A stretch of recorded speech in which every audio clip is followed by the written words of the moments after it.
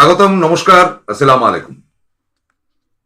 NK ডিজিটালের এই একটু আগেই প্রবীর বিশ্বাসের আগামী দিনের ভোটের কি হতে পারে, বিশেষ করে কৃষি আন্দোলন এবং তার সঙ্গে সঙ্গে আমাদের রাজ্য থেকে যে একটি কুৎসিত মন্তব্য করা হচ্ছে তার এফেক্ট কিভাবে পড়বে, বেশ ভালো লাগলো। আমি কিন্তু প্রবীরবাবুর মানে চেলা হিসেবে বলতে পারেন দ্বিতীয় পর্বটি ধরছি। আবার আমার প্রিয় দর্শক বন্ধুদের অনেক অনেক শুভেচ্ছা সালাম জানিয়ে আজকের অনুষ্ঠান শুরু করছি। দেখুন, একটা কথা হচ্ছে, ইন্ডিয়া নামক একটি জোট হয়েছিল। এখন সমস্যা যেটা জোটটা নিয়ে হচ্ছে বা হয়েছিল সেটা হচ্ছে যে নানামুনির নানা মত। যে কোনো জোটই খুব সমস্যা সংকুল হয় যদি কিনা একই মনোভাবাপন্ন প্রত্যেকে না থাকে। এই যে জোটটা হয়েছিল বা এখনো জোটটা আছে, সেই জোটের মধ্যে কিন্তু দুটো প্যারামিটার আছে, খুব ভালো করে শুনে নিন। প্যারামিটার 1, কংগ্রেস বিরোধিতার জোট।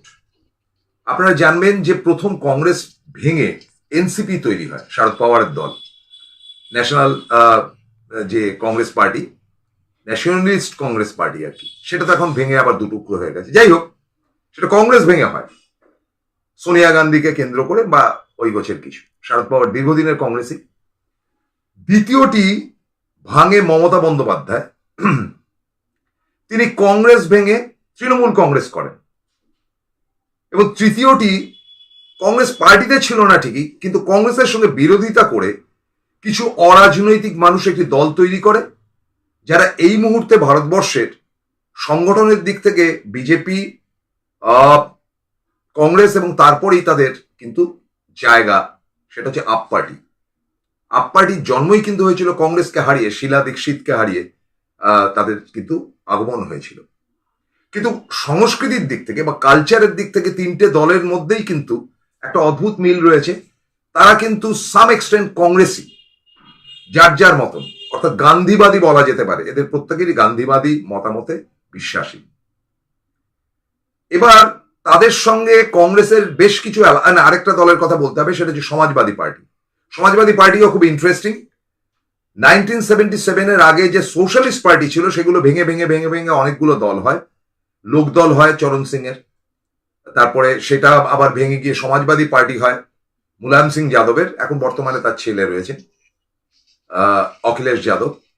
আবার যেটা আমরা দেখেছি বিহার তো জয়প্রকাশ নারায়ণের জায়গা, সেখান থেকে যেটা হয়েছিল সেটা হচ্ছে জনতা পার্টি ভেঙে জনতা দল হয়, জনতা দল ভেঙে নীতিশ কুমারের একটি দল হয় জনতা দল ইউনাইটেড, আর আরেকটি হয় লালুর রাষ্ট্রীয় জনতা দল।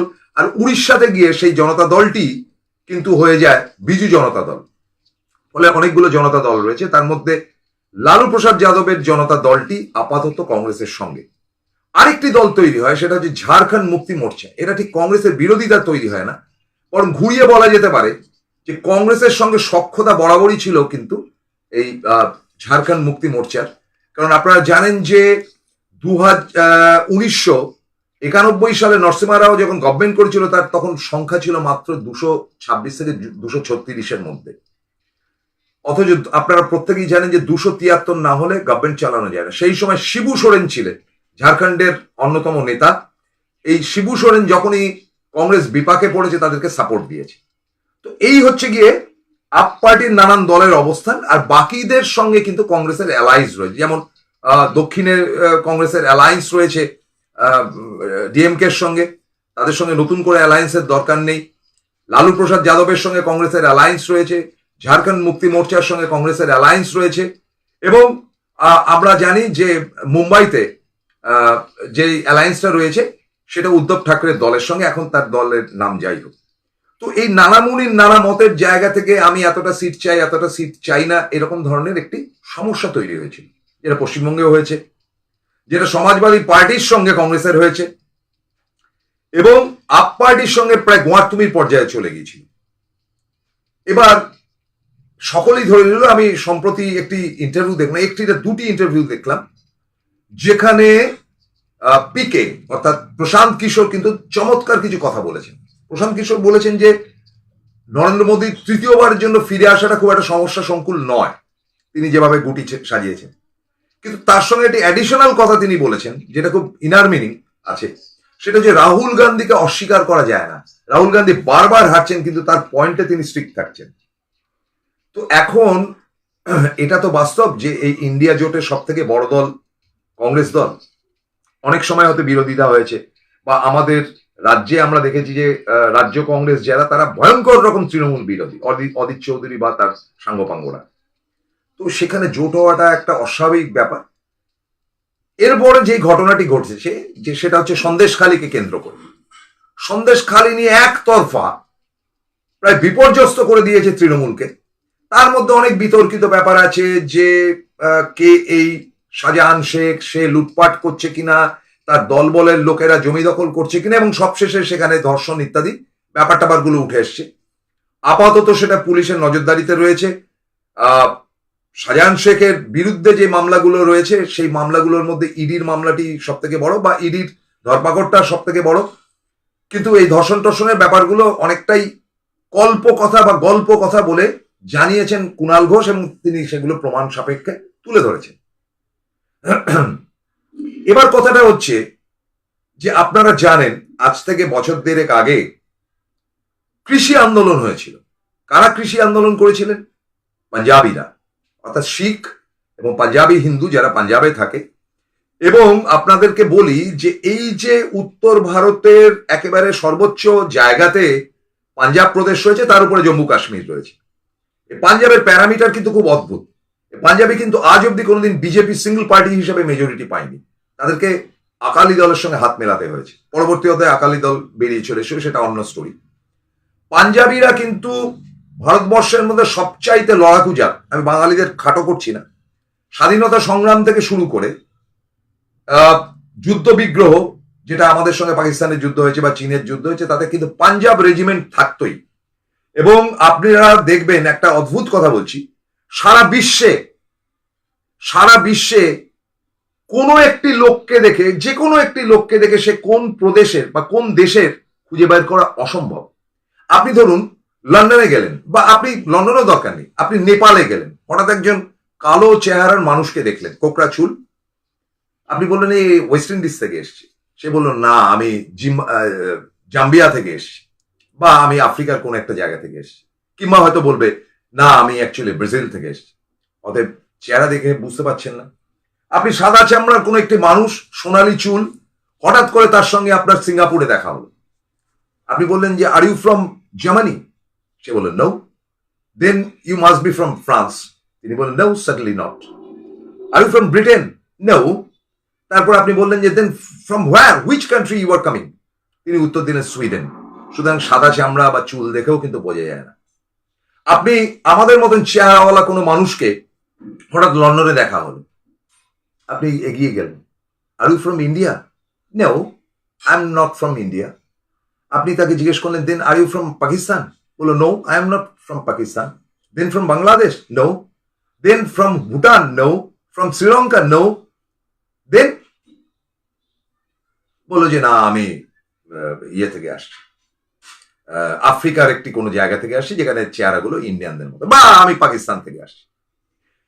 একটি মাত্র জাতের মানুষকে চেনা যায় সারা পৃথিবীতে যে সে ভারতীয়, সারা বিশ্বের, তারা হচ্ছে পাঞ্জাবি শিখ। তাদের পাগড়ি দেখে বোঝা যায়। Are you Indian? Yes, I am Indian. বা I am American, but I am originally from India. বুঝতে পেরেছেন তো কি সাংঘাতিক তাদের ব্যাপার? একটি পাগড়ি দেখে বোঝা যায় হি ইজ ইন্ডিয়ান। মানে ভারতকে চিনতে গেলে বিদেশে ইন্ডিয়া হচ্ছে কি প্রতীক, এই পাঞ্জাবিরা। এবং সারা বিশ্বের একমাত্র পাঞ্জাবি সর্দারজিরাই কিন্তু প্রতীক, যাদের পাগড়ি দেখে বোঝা যায়। সুতরাং তাদের কাছে পাগড়ির মূল্য কিন্তু বিরাট। সপ্ত নদীর তীরে বেনি পাকাইয়ে শিরে, আপনারা আশা করি সেই কবিতাটা ভুলেননি। তো সুতরাং তাদের কাছে ইজ্জতের ব্যাপার হচ্ছে তারা দাড়ি গোফ কাটে না, বেনি পাকিয়ে তারপরে সপ্তাহে একদিন তারা স্নান করেন, যেটা ছুটির দিন, শ্যাম্পু ট্যাম্পু করেন, তারপরে সেটাকে আবার ইয়ে করে পাগড়ি বেঁধে রেখে দেন, তারপরে গায়ে জল দেন। ওই সপ্তাহে একদিন করে তারা মাথায় জল দেন। তাদের কাছে চুল রাখাটা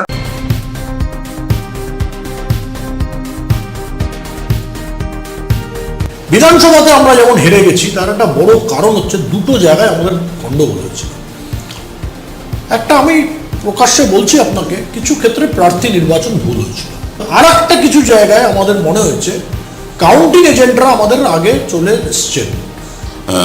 আপনি সরকারি গুন্ডা বলছেন, অথচ কেন্দ্রীয় বাহিনীর গুলিতে 4 জন মারা গিয়েছিল। তো তারাও কি সরকারি গুন্ডা হিসাবে মনে করেন? আমরা নন্দীগ্রাম থেকে গুন্ডা নিয়ে যাব, যে এখনো সাংগঠনিক অনেক খামতি আছে, সেগুলো ফাঁকফোকর আছে, দোষ ত্রুটি আছে, সেগুলো দেখা যাবে। কালীঘাট অব্দি সিবিআই বা ইডি পৌঁছবে, এবার কি হবে না হবে সেটা ভবিষ্যৎ। মানুষ তো বুদ্ধিমান, মানুষই সিদ্ধান্ত নেয়। এবং আমরা যারা রাজনীতিবিদ, আমরা মনে করি আমাদের থেকে বেশি বুদ্ধিমান পৃথিবীতে কেউ নেই, আর মানুষ আমাদের থেকে অনেক কম বোঝেন। আমি এটা মানতে রাজি নই। শুভেন্দু অধিকারী কি ওভার এক্সপোজ হয়ে যাচ্ছেন? ফলে তার মুখের ভাষা কুরুচিপূর্ণ হয়ে যাচ্ছে, অঙ্গভঙ্গি অপ্রকৃতস্থ বলে মনে হচ্ছে। এটা কিন্তু ওভার এক্সপোজ হয়ে যাওয়ার কি একটা সাইড এফেক্ট বলে মনে করছেন আপনি? ওনারা যে ঘরানার থেকে এসছেন, আমাদের যে ঘরানা, তার মধ্যে পার্থক্য আছে।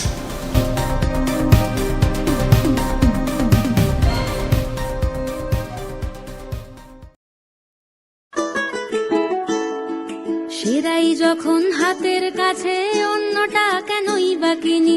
আজ বাঙালির ঘরে ঘরে একটাই নাম, সুন্দরিনী। সুন্দরিনী সুন্দরিনী সুন্দরিনী সুন্দরিনী। জয়গুরু রত্নভান্ডার জ্যোতিষীমা, এখানে গোল্ড মেডেলিস্ট জ্যোতিষী বসেন। হাই কোয়ালিটির আসল গ্রহরত্ন সবচেয়ে কম দামে এখানে পাওয়া যায়। স্থান বেলঘড়িয়া, রানী পার্ক, বটতলা, 2 নম্বর রেলগেটের নিকটে। 9681345722 এবং 9007778922। এবং মাথা ঢেকে রাখাটা হচ্ছে কি তাদের ধর্মের মধ্যে পড়ে। তাদের হিন্দু ধর্মের মতনই অনেকটা শিখ ধর্ম, খুব কাছাকাছি। এবং শিখেদের সঙ্গে হিন্দুদের বেমালুম বিয়ে হয়, কিন্তু খুব ইজ্জতদার পাঞ্জাবিরা, মানে শিখরা। তারাও কিন্তু রিফিউজি, পাকিস্তান থেকে এদেশে এসছে। এবং পাকিস্তানের লাহোর বলুন, রাওয়ালপিন্ডি বলুন, ইত্যাদি ইত্যাদি জায়গার যে মুসলিমরা থাকে, তারা প্রত্যেকে কিন্তু পাঞ্জাবি। তারা পাঞ্জাবি ভাষায়, হরভজন সিং যে ভাষায় কথা বলে, তারাও সেই ভাষায় কথা বলে। তো এই হেন পাঞ্জাবিরা,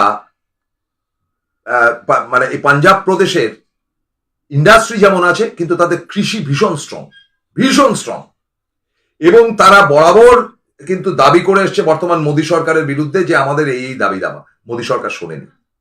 তারা এতটাই ডেঞ্জারাস, তারা পাঞ্জাব, হরিয়ানা এবং উত্তরপ্রদেশের যেটা উত্তর দিক, মানে যেখানে ওই চরণ সিং এর জায়গাটাকে, অর্থাৎ নয়ডা থেকে শুরু করে অযোধ্যা টযোধ্যা, এই সমস্ত জায়গাটার মধ্যে পাঞ্জাবি না থাকলেও এখানে জাঠেরা থাকে। এবং পাঞ্জাবি এবং জাঠেদের মধ্যে একটাই ফারাক, যে জাঠেরা হিন্দিতে কথা বলে, পাঞ্জাবিরা পাঞ্জাবি ভাষায় কথা বলে।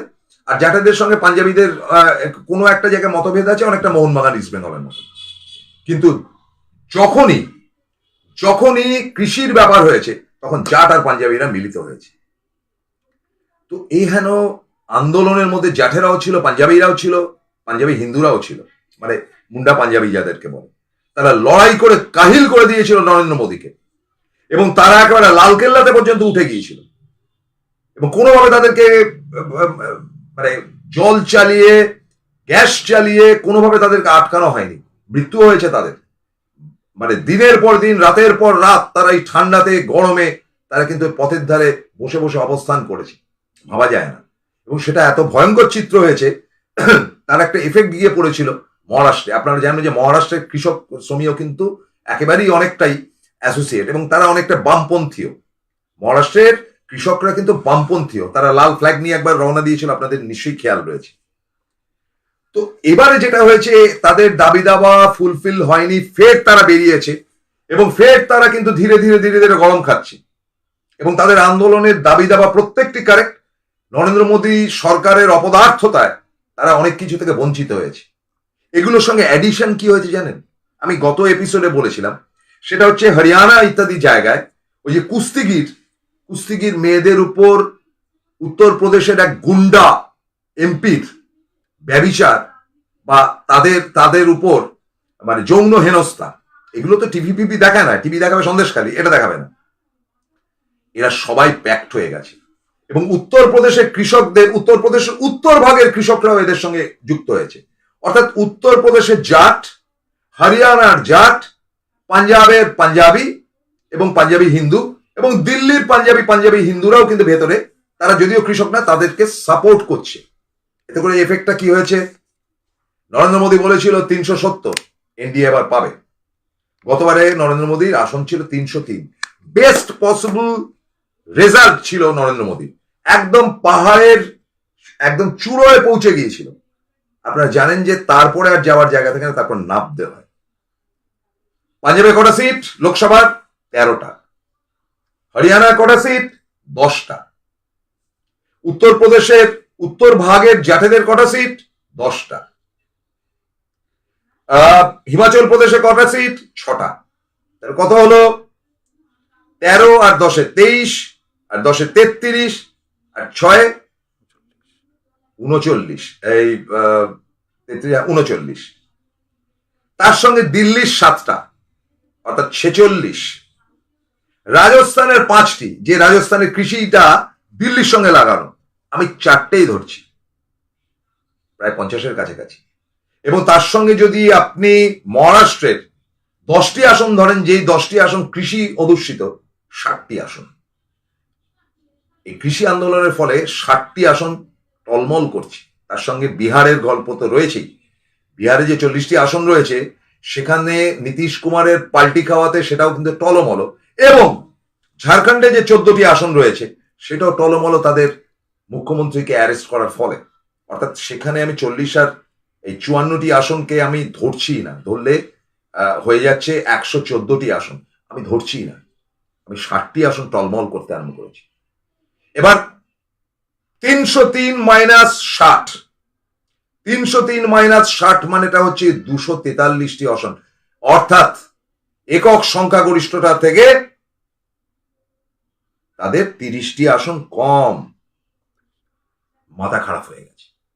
এবং এই যে লড়াইটা চলছে, সেই আগুনের মধ্যে কেরোসিন ঢেলেছে বা পেট্রোল ঢেলে দিলেন শুভেন্দু অধিকারী। যদিও আমি যাচাই করিনি, কিন্তু সম্প্রতি তিনি গিয়ে ওই সর্দারজি, ওই পাঞ্জাবি শিখ পুলিশ অফিসারকে তিনি খালিস্তানি বলেছেন বলে দাবি করছে ওই পুলিশ অফিসার নিজেই। এবং তার যে ভিডিওটি, যদিও আমি যাচাই করিনি, কিন্তু তার মধ্যে থেকে খালিস্তানি শব্দটি শুনেছি। এবং শুভেন্দু অধিকারী ওই পাঞ্জাবি ওই সর্দারজির দিকে মুখ করেছিল, শব্দটা সেদিক থেকে এসছে বলে আপাতত প্রমাণিত এইটুকু দাবি করা হচ্ছে। এটা তুষের আগুনের মতন সারা পাঞ্জাবে ছড়িয়ে গেছে এবং পাঞ্জাবিরা আরো ক্ষিপ্ত হয়েছে এবং এই জায়গাটাতেই খেলতে নেমেছে রাহুল গান্ধী। আপনারা দেখুন, রাতারাতি চিত্র পরিবর্তন হয়েছে। গত পরশুদিন না আগের দিন এই ডায়লগটি হয়েছিল, অর্থাৎ সেই কুখ্যাত ডায়লগ খালিস্তানি। খালিস্তানি বললে সর্দারজিদের কিন্তু মাথা গরম হয়ে যায়। তারা সর্দার, তাদের পাগড়ি নিয়ে কথা বলেছে, যে পাগড়ি মানেই হচ্ছে খালিস্তানি। তারা প্রতিবাদের ঝড় তুলেছে এবং সেই ঝড়ে আজকে